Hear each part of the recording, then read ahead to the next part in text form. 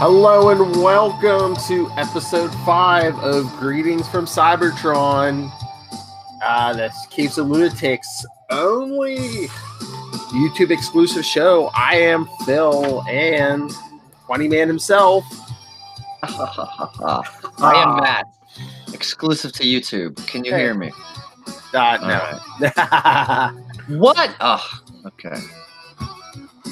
It's like if you asked me, do you speak English? And I said perfect English. No. Speaking of English. Yeah. But no. You speak it as Autobot. Speak it Autobot. Oh, thanks. You're a professional comedian. Sometimes.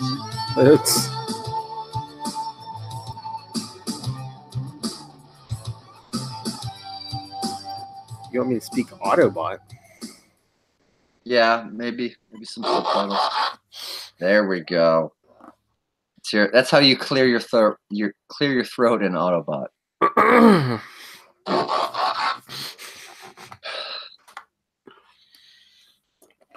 We interrupt this episode of The Honeymooners to bring you episode 5. Humana. Yes. Should we jump into that? Oh, this makes me. Yeah. There's no Transformers news to talk about. We usually begin our Quantum Zone podcast by talking some loose Quasar Avengers news, if there is some. And that's right. I don't know. There's a lot of I don't know. There's probably still currently published Transformers books. IDW has a deep backline and supply of them. It's overwhelming. But I think they just go with the Marvel roots. Stick with that. Yeah, we'll start with the Marvel then. See, yeah, I think IDW just rebooted Transformers. I think they just started over. Wow. All right. It's a lot to keep up with. So, do you want to do the first page because it is the Honeymooners? Oh, yeah, all right. I don't know if I can't do the. Is it Nordberg? Is that a character? Is that the guy with the hat? And Ralph? Or is it Norton and Ralph? Norton, not Nordberg. Okay. Ralph. Okay, this is Norton with the bent up fedora, the vest. They're sitting around a table in black and white. A couple of flaky, wakey cereal boxes and some other debris around the kitchen while the angry Alice looks in the background. What's the matter, Ralphie boy? Humana, humana, humana. And that's my page. That's how I contribute to begin the show. Nice. Where's the comedian? Then we see, thank you. Shockwave, who we saw at the end of last issue, defeat the Autobots right as they were on the edge of victory. Yeah, and Shockwave. By the way, we didn't go over the cover, but this is a cool cover. Oh, it's like a painted thing. Yeah. All are dead, it says in graffiti. But meanwhile, there's one standing there. It doesn't say the Autobots are all dead. It says the Transformers are all dead. Well, all the present day Transformers, since the killer just came in from a different time. Right? 4 million. And now he's watching TV. He's catching up on what he missed. Yes, flipping through some channels. He's got at least 4 different screens going. On page 2, we see that the rest of the Honeymooner scene. If Alan finds out I spent all the money, I'm a dead man. And he's also watching Let's Make a Deal. Yeah, Monty Hall. Oh, Monty, I can't decide which to choose, door number 2 or what's behind the box. And Monty says, take your time, Mrs. Shumway. You have 3 seconds. Yeah, it looks like Mrs. Shumway is cosplaying as the Tick's friend. What's his name?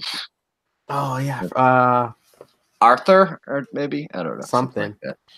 Yeah. And then I guess a soap opera because some woman's kissing a guy, which I don't know how she's saying this whole thing of dialogue while she's kissing him. But Brad, I've loved you ever since I saw you at my wedding.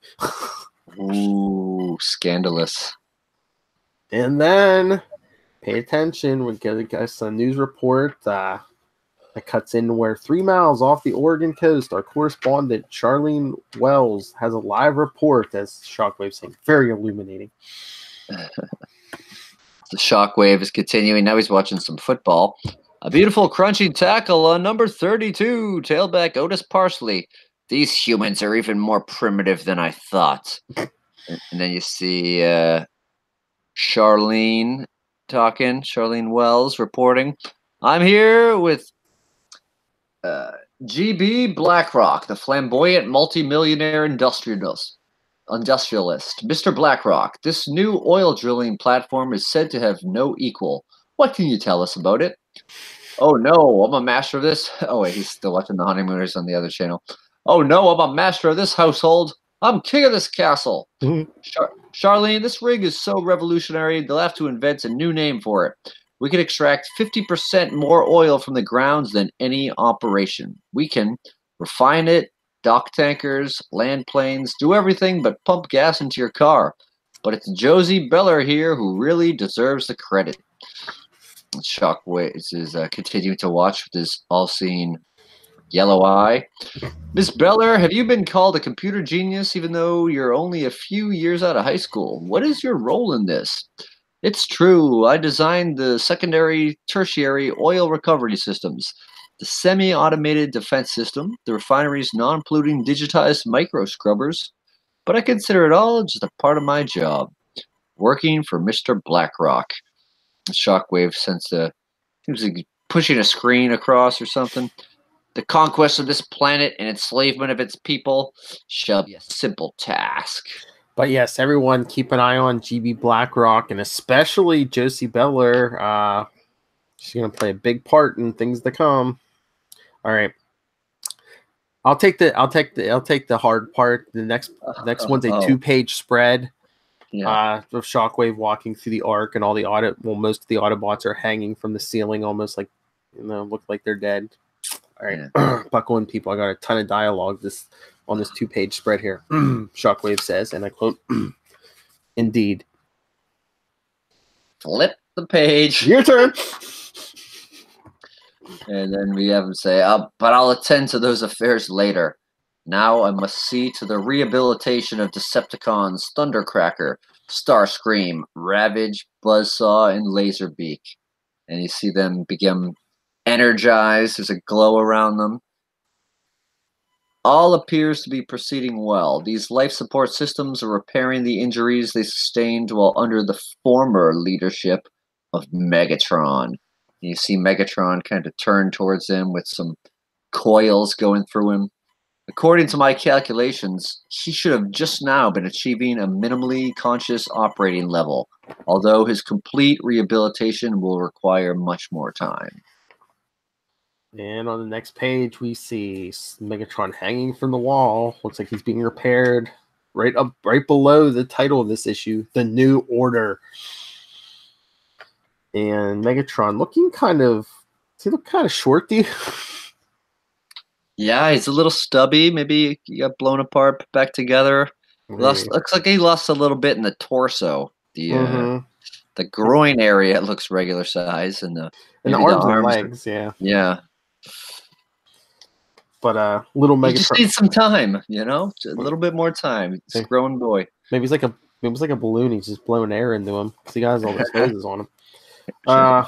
So little Megatron says, "Remind me to thank you when I get down from your Shockwave. Meanwhile, resumption of my command must begin now." And Shockwave says, "You don't seem to understand. These Autobots you see lying dead on the ground are there because I put them there. The Decepticons you see barely clinging to life are in that operating mode because of you. Until I interceded, Autobot victory over us was assured." And there's an editor's note. No. Okay. You hate editor's notes, Homer. No. And it was last issue. The final part of the 4-issue in the 4-issue limited series. The evidence says your leadership was faulty, Megatron. Logic says I must assume command of the Decepticons.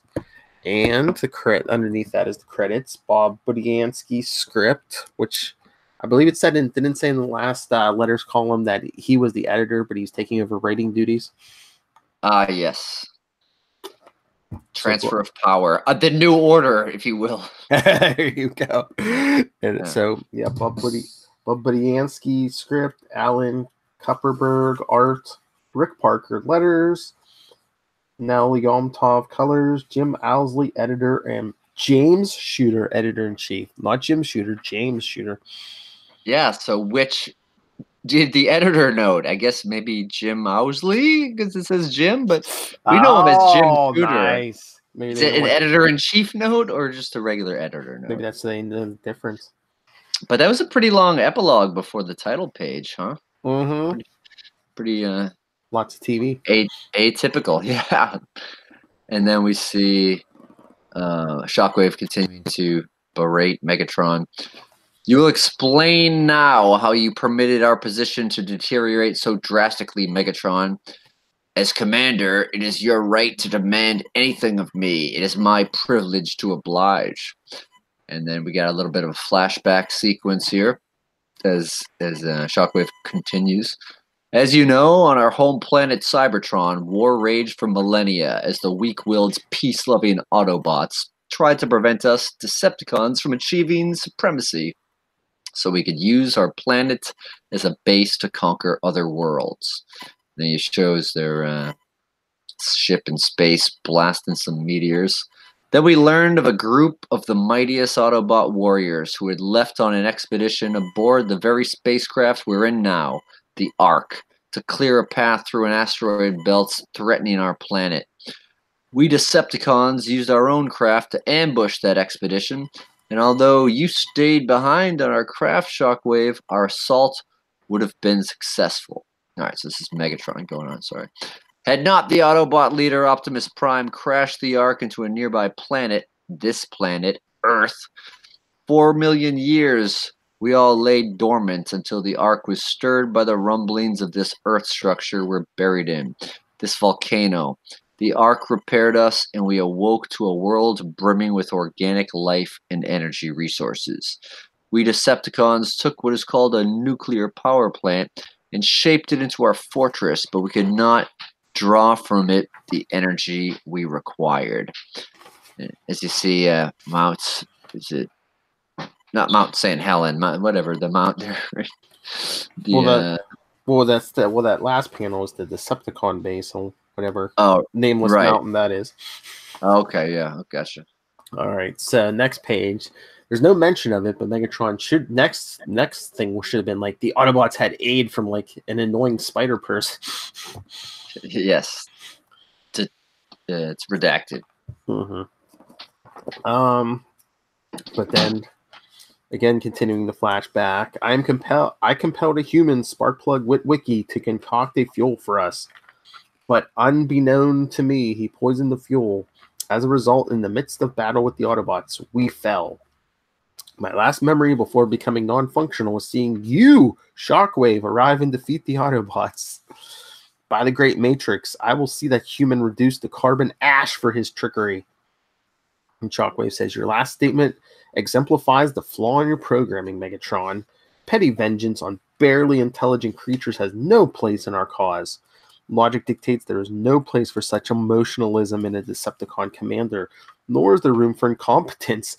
For stealing energy facilities and not being able to use them, for being fooled by lower forms for defeat. That is why I now command. Should you disagree, I will be forced to do to you what I do now to this fallen Autobot. And before you get the wrong idea, he's just like blasting this Autobot he picked up in half. Yeah. Should logic so dictate. And we see Megatron thinking, talk, Shockwave, talk while you still can. His arm starts to move, or his hand starts to move. Meanwhile, at a nearby hospital. As the sign says, the nearby hospital is the Greater Portland Medical Center. And you see Buster Witwicky talking to some EMTs. Listen, son, this garage is restricted to hospital personnel only. You'll have to leave. You don't understand. I'm looking for a friend. Oh, and what's your friend's name? Ratchet. And then we see the ambulance pull up with the greetings, Buster Witwicky. How nice to see your carbon-based face again. Ratchet, where you been? As you know, I'm certified as a doctor on my native planet. However, this cybertronic medical oath I took makes no distinction between attending to mechanical or organic life. So when these humans needed my assistance to attend to a cardiac arrest call, I had no choice but to help. I hope I don't cause you concern, Buster. And you see the EMTs inside the vehicle coming out. Who said that? That's okay. I understand. As it turns out, the caller only had what is known as a severe heartburn, an overdose of hot mustard, according to my human medical colleagues. What sort of medical disorder is that? And the guys that were just hassling him look pretty confused. Buster continues undeterred. I'll explain later. Meanwhile, I have good news. And Buster continues. Dad only had a very mild heart attack. Already he's feeling better in Ratchet. I'm very happy to hear that. And as the guys who are driving in Ratchet are looking all around him saying, nothing back here, Mel. There's got to be a tape deck hidden somewhere, Gus. Tape deck.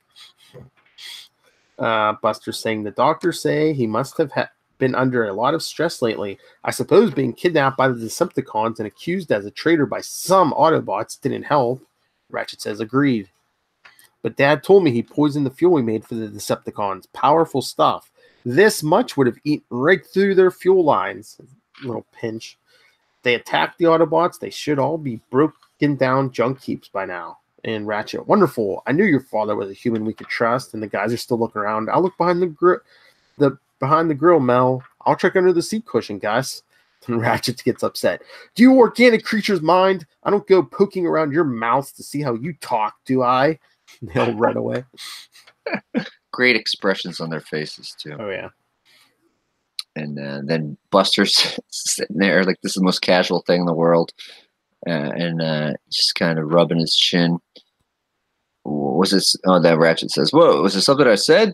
I just tried contacting the Autobot of the Ark via my internal radio, but no one answered. Despite your father's efforts, I'm a bit concerned. I feel I should return immediately. I'd better come along. Out of the question. There's no telling what dangers may await us. I will go alone. But the Ark is far away. Think of all the suspicion you'll arouse by driving that distance without a human driver. And the medical guys were saying, must be some kind of trick, Mel. Right, Gus? A trick. Yeah, it's only a trick. And then Ratchet says, unfortunately, your reasoning is sound. But you could come... your reasoning is sound, Buster. You come along, sometimes your thinking is equal to that of a robot I know. I'm flattered. Listen, I just have to run upstairs and say goodbye to Dad. Of course, I understand. So Buster casually walks into the hospital past some doctor talking to a nurse and thinking to himself, I just hope Dad understands too. And he opens the door to his father's room and says, hello, Dad. How you feeling? And Sparkplug says, fine, son. I finally convinced the doctors I can't tune up a carburetor from a hospital bed. They say I'll be heading home in only a couple more days. And Buster says, that's great, Dad. I'm going back to the Ark with Ratchet. He needs me. The Autobots need me. And Sparkplug says, son, listen to me. I know the Autobots are your friends, and I realize how exciting they must seem to a kid whose father was only a grease monkey mechanic. But believe me, a civil war between giant alien robots is no place for a boy in high school. It's no place for you. Promise me you'll just say your goodbyes and have nothing more to do with them. You're all I've got, son. And Buster, I promise, Dad. I promise, as he sheds a tear. So is he saying is he saying just say goodbye to Ratchet, or is he just saying you can go to the Ark one more time and say goodbye and that's it? Yeah. That's a good question. Maybe we'll ponder that further down the line. Oh, yeah. Then, in the Ark, got Megatron is thinking to himself, the supreme arrogance of Shockwave to assume my command. No matter for now, I grant his folly. However, once I and my fellow Decepticons recover from our injuries, I'll see to it that he regrets ever returning to the ranks of the living.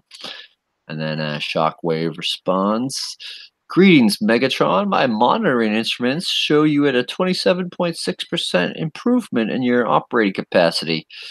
Do your internal sensors correlate? They do, Commander Shockwave. Good. I'll require the services of every optimum functioning Decepticon to carry out my plans. His plans? His plans? The very thought nearly overloads my cerebral circuitry. Commander Shockwave, you still haven't explained your presence here on Earth. Now, nor your whereabouts for the last 4 million years. Suffice to say, I immediately followed the Ark to Earth after it crashed to investigate. I then became non-operational and stayed that way until recently, revealing the precise circumstances that caused my shutdown might tempt you trying to duplicate them. Thus it would be illogical for me to divulge more details. Don't you agree? Yes, Commander. And then he thinks to himself, but I won't stop trying to find out. He's salty. Yes. And then on the next page, we see Shockwave standing there. Wow. He says, my advice to you, Megatron, is to concern yourself more with the present. As you can see, Skywarp, Rumble, Frenzy, and Soundwave all now recovered after sustaining injuries while under your command. As seen in Transformers 3. Are nearly finished cleaning up the Autobot wrecks that still lie about. He says, see that they are properly prepared, Soundwave. As Soundwave says, yes, Commander. And Megatron's like, prepared for what? Because we see, is that Rumble or Frenzy? One of them and Skywarp are pulling Brawn's quote-unquote dead body away. Looks like Soundwave is pulling Mirage, and then whatever Autobot Shockwave blasted doesn't look like, just from the smoke, doesn't look like he shot him in the crotch. It does. It does kind of look like that. That's a low blow. Personal. And then he says, to be used as spare parts, of course. You could probably make a lot of money in the, I know that selling scrap metal wasn't big back then, but, you know, nowadays. Like, was it 1985? You know how many Autobots are like in like some VCRs right now? To be used as spare parts, of course. They, along with their fallen comrades, will fulfill the maintenance needs of us Decepticons for a long time to come. Ha! My arch foe, the mighty Optimus Prime, reduced to a mere supply shed. And then Shockwave says, as always, you underestimate Optimus Prime, Megatron. No, he will not be cut up into wires and microchips. His value is far greater to us if we keep him functional. For it is logical to assume that an Autobot of his stature contains within him, dun dun dun, the creation matrix. And then Megatron, very taken aback, thinking to himself, by the divine weld, the creation matrix is the computer program that allows its possessor to construct new Transformer life. Its power is the stuff of legends. Shockwave said, it is said once every 10 millennia, a new Autobot leader is chosen and encoded with Matrix. I calculate with 99.7% certainty that before leaving Cybertron, Optimus Prime was the last such Autobot. And if he has the program, I mean to get it. Megatron asks, and do what with it? The present 11 Decepticons are not sufficient to fulfill my plans. I will use the creation metric to build more Decepticons. Many more. And he says, and then we shall conquer this planet. And he starts to transform as he's telling Megatron, I've been studying the Earthlings. They are weak, stupid, and by every known measure, we are their superiors. Their planet's energy resources shall become ours, while they become our slaves. And the time to begin our reign is now. As we see him come flying out of the cave where the Ark is, completing his transformation to his space gun mode, Shockwave leaves Mount St. Hilary and the Ark entombed within and jets off into the Oregon sky. Yeah, he becomes a pretty big space gun. It's not going to a smaller form like a cassette tapes like Ravage would. But... Yeah. And then we see elsewhere, and we got Ratchet driving along with Buster in tow. Presumably after Buster has already explained to him what heartburn from spicy mustard is. They kind of left that out. Remember, Ratchet, when those paramedics were rushing you to an emergency before, It was okay to disrespect the traffic laws, but now you have to obey them. I'll never understand these silly earthen customs. I could drive myself without anyone telling me. Pay attention, we're coming to a red light. Now stop and wait for it to change. Wow, talk about a front seat driver. Listen, friends, traffic that he's Ratchet is talking to the traffic signal. Listen, friend, traffic signal, we're in a hurry, so if you could please turn green. It doesn't hear you, Ratchet. It's only a machine. I'm a machine, and I hear you, Buster. Yeah, but you're different. And then the traffic light turns to green. Oh, it changed. Thank you, friend, traffic signal. May the rest of the day find you in proper working order. You see, Buster, you have to learn how to talk to people. I'll try to keep that in mind, Ratchet.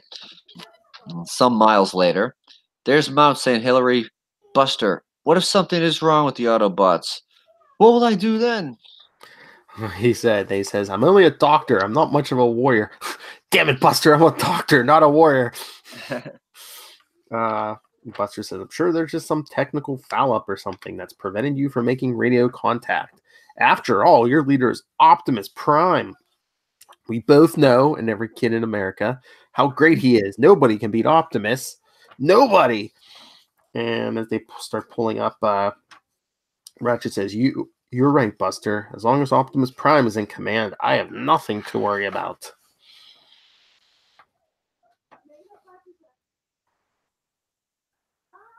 That's your page.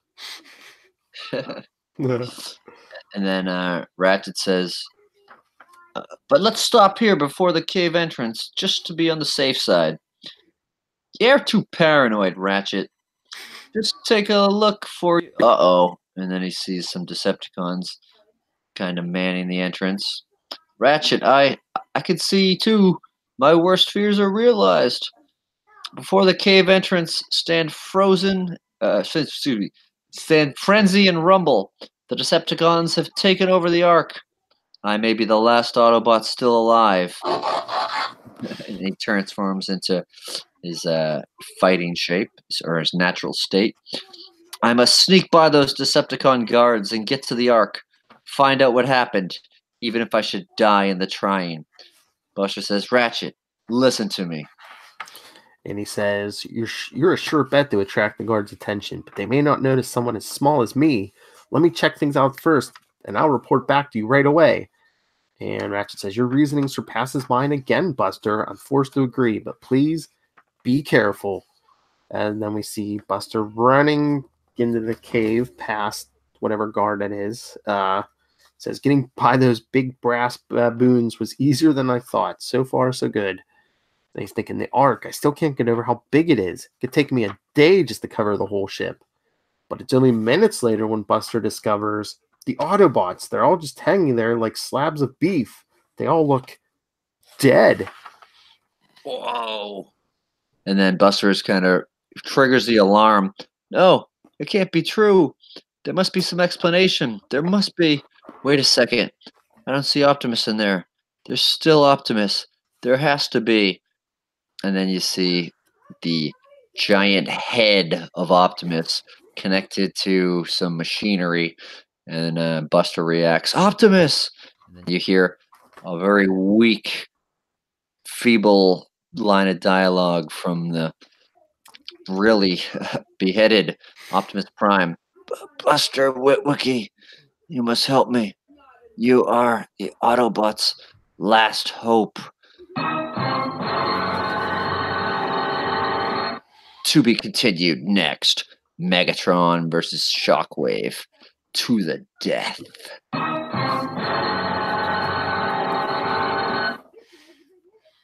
Dun-dun. But didn't they say they can't really die? Well, you make a good point. Simulated death. What is dead cannot die, I guess. Yeah. This is before the headmasters even. True. Prime's like, how do they do it? Then we just get a letter pages of everyone saying, what? More Transformers after issue 4? Yes. Yeah. It's a big fan favorite. Yeah. Oh, there's a letter there asking for the Dinobots. We'll get there. Oh, yeah, you got to wait a couple of issues for that one. Yeah. I mean, we saw a little bit of a sneak preview and me misidentifying what a stegosaurus is. I'm back on the dinosaur wagon though. I'm identifying things. I'm going to the Museum of Science in Boston. I'm researching. You're like, I put that stuff away when I was 8, but I'm back. Yeah, I am here. I can differentiate between a Brontosaurus and a Brachiosaurus. It's mostly the haircut. Brachiosaurus is a mohawk. Oh yeah. Yeah. Do they color it? Yeah. Yes, it's a big cliffhanger, and we have a feeling that since the Autobots are all out of commission, and they blatantly stated it's Decepticon versus Decepticon for control of their fighting force. Ooh. Not spoil too much, but a little town gets in their way. All right. Do we have anything else to discuss? Not really. I mean, if anyone has thoughts, send them in. If you have any suggestions, there are a couple of different side roads we could take. Have a couple issues of the Headmasters, G.I. Joe, and Transformers. Well, and then there's like an Origins one, but I'm not sure where they come out in the publication history. I'll have to do a little bit more research. But yeah, we're gonna try to take like those miniseries in chronological order. Yeah, they didn't happen yet, so yeah, that's cool. But I think I might try to reach out to someone at IDW, see if we can get some review copies. But so far, anytime I ask for review copies, I get nothing. So yeah. Maybe I'll send them links to all our shows. Doesn't hurt to ask. Yeah. But yeah. Any other Capes and Lunatics news you want to talk about? I know you just did the cosplay. Oh yeah, Alexandria the Red. Check it out on YouTube or on the Capes and Lunatics podcast. It's getting really good response on YouTube, so check it out. We talk her career. We talk a bunch of the current movies, because a lot of MCU. Yeah. But yeah, send us your thoughts. You could be the current version of the letters page. Email us capesandlunatics@gmail.com. Are you shocked that there are more greetings from Cybertrons? Are you stunned? And follow us on Facebook, on Twitter. Greetings from Cybertron.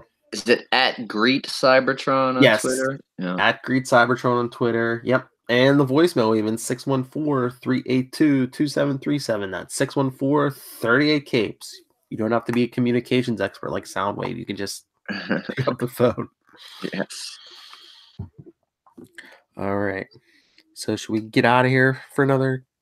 Yeah. Get out of here. Follow me at Matt Kona. Oh yes, that's right. Follow Matt Kona. Social media things. Hey, I'm around. Book him for stand-up work. He works for comic books. I do. I will. That reminds me, when we're done, I want to ask you about something. Let's do it. It's a secret. You people will find out later. Yeah. You'll find out. You'll find out if you're lucky. You got to tease it. That's right. So join us next time. The Decepticon is still victorious, but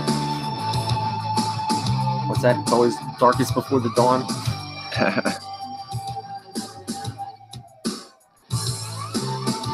What's Ratchet gonna do?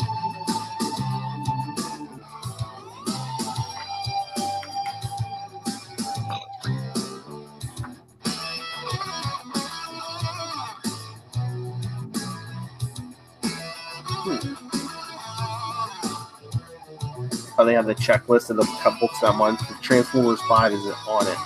Now in their own monthly series because you demanded it. See Hypebox. Oh yeah, it is. Oh, Transformers 5 came out the same month as Moon Knight #1. Nice. Yeah.